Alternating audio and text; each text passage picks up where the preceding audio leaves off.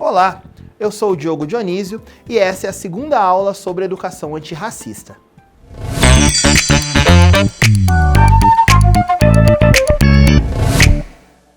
No primeiro vídeo, falamos sobre as definições de racismo, preconceito, branquitude e lugar de fala. Conceitos importantes para que os educadores possam identificar e analisar criticamente as implicações do racismo na dinâmica social, dentro e fora das unidades educacionais. Nesse vídeo, discutiremos temas importantes para a educação antirracista. Por exemplo, como devemos nos referir às pessoas negras, pretas, pardas, Estado laico e racismo religioso. Um ponto importantíssimo para discutirmos nesse momento é a necessidade de vivências antirracistas ao longo de todo o ano. Atualmente, o Instituto Brasileiro de Geografia e Estatística, o IBGE, considera os seguintes termos para a autodeclaração de pessoas: branco, preto, pardo, amarelo e indígena. Um ponto importante de atenção é que, para o IBGE, a população negra é a soma de pessoas que se autodeclaram pretas e pardas, sendo esta uma conquista histórica do movimento negro, que reconhece a negritude das pessoas negras de pele mais clara e mais escura. Mas vamos lá. Preto, pardo, negro. Como devo me referir? No contexto escolar, podemos utilizar tanto os termos preto quanto negro, uma vez que esses termos são reconhecidos pelo movimento negro, comumente utilizados em momentos de autoidentificação, quando o próprio indivíduo diz sobre o seu pertencimento racial, e fazem parte da nomenclatura utilizada pelo IBGE. No que diz respeito aos estudantes, a forma mais adequada de identificá-los é pelo próprio nome. Já em relação à raça de cada estudante, a autodeclaração sempre deve ser respeitada. Por exemplo, se uma criança se autodeclarar como morena, não cabe ao educador corrigi-la, mas você é negra. Essa intervenção deve ser feita por meio dos conteúdos abordados nas experiências do cotidiano escolar, trazendo os debates recentes sobre as categorias do IBGE, as cotas raciais nas universidades e concursos públicos, literatura, letras de músicas e vídeos que possibilitem aos estudantes compreenderem e elaborarem o seu pertencimento racial. Falar sobre isso é muito importante, porque o reconhecimento em um determinado pertencimento racial pode significar fortalecer sua identidade pela força do coletivo.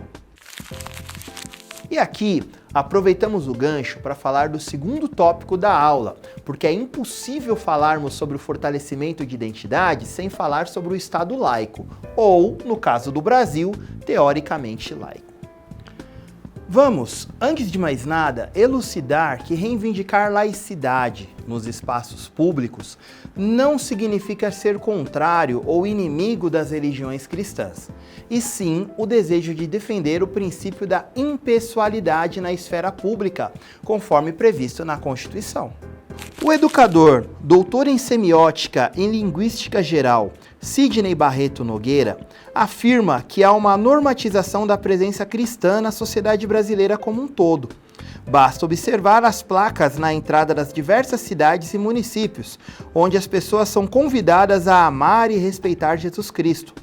Fatos como esse colaboram para a construção da imagem de que o cristianismo representa todas as pessoas e, ao mesmo tempo, pode reforçar a intolerância religiosa com aqueles que professam sua fé de modo distinto.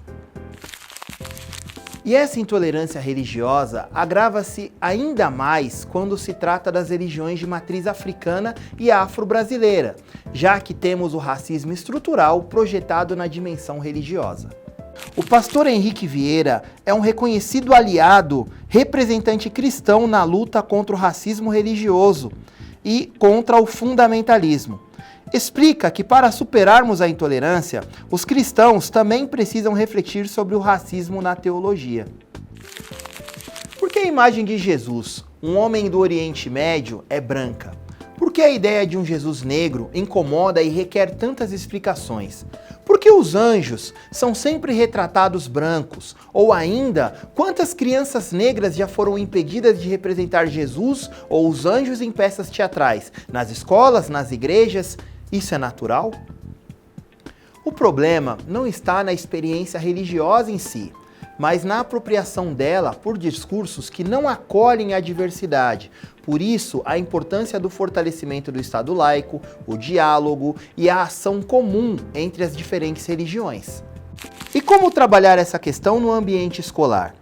As religiões de matrizes africanas precisam ser tratadas e discutidas numa perspectiva histórica e reflexiva, assim como todas as outras religiões que comumente estão presentes no cotidiano escolar. Sendo importante garantir que todos os educadores e estudantes estejam em um espaço seguro, sejam quais forem suas crenças religiosas e seus pertencimentos culturais. Um exemplo da importância de criar esse espaço seguro é o que aconteceu na EMEI Maria Helena Barbosa Martins, na DRE de Itaquera, contado por uma professora que preferiu não se identificar para preservar a identidade da aluna. Ela contou que certa vez em uma atividade apresentaram para as crianças o bloco Afro e Luobá de Mim.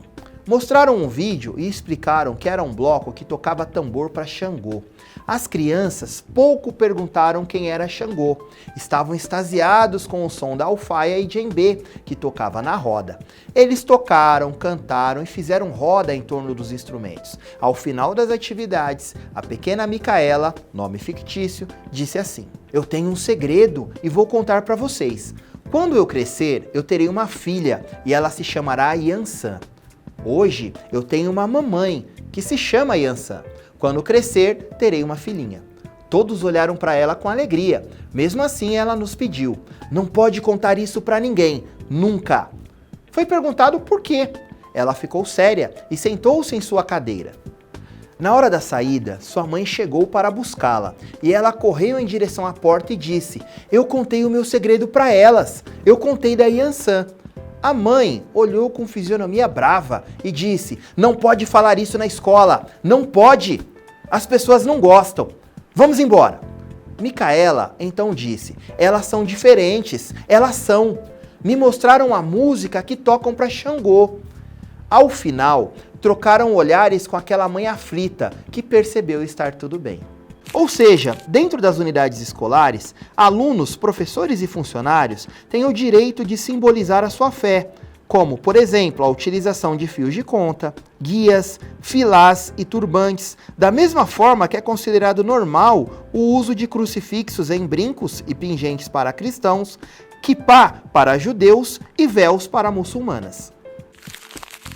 Para criar esse ambiente de coexistência entre as diversas crenças e culturas, entramos em nosso último ponto da aula de hoje, que é a importância de que as práticas antirracistas estejam presentes no calendário escolar, de janeiro a janeiro, no planejamento e vivências de educadores, desde a educação infantil até o ensino médio. O currículo da cidade de São Paulo tem como premissas educação inclusiva, educação integral e equidade. Além desses pontos, tem compromisso com uma educação antirracista que ocorra de janeiro a janeiro. O desafio é romper com a ideia de discussões apenas em datas comemorativas e pensar em atividades que durante o ano inteiro valorizem a história e cultura africana e afro-brasileira. Romper com falsas verdades e propor uma educação antirracista ao longo de todo o ano letivo deve estar entre seus objetivos enquanto educador e educadora. O dia 13 de maio de 1888 é uma data comumente utilizada para discussões relacionadas à população negra e deve ser analisada criticamente, a fim de romper com a falsa ideia da princesa Isabel como redentora dos negros e negras, devolvendo a eles o protagonismo nos movimentos de luta e resistência, em meio à brutalidade do período de escravidão.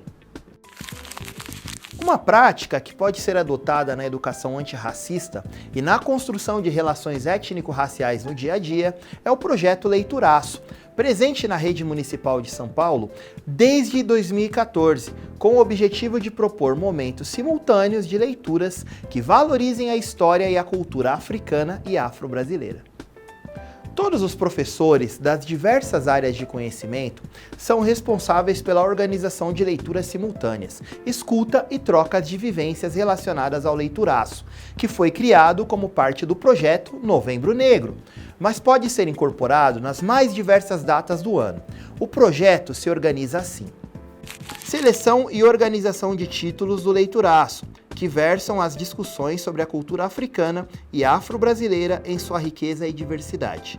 Disponibilização em formulário online ou lista cartaz em papel dos títulos a serem lidos durante o mês, para a inscrição dos estudantes em cada leitura. Envolvimento da comunidade escolar, a fim de que todos participem da mediação literária com os estudantes. Organização da leitura em diferentes espaços.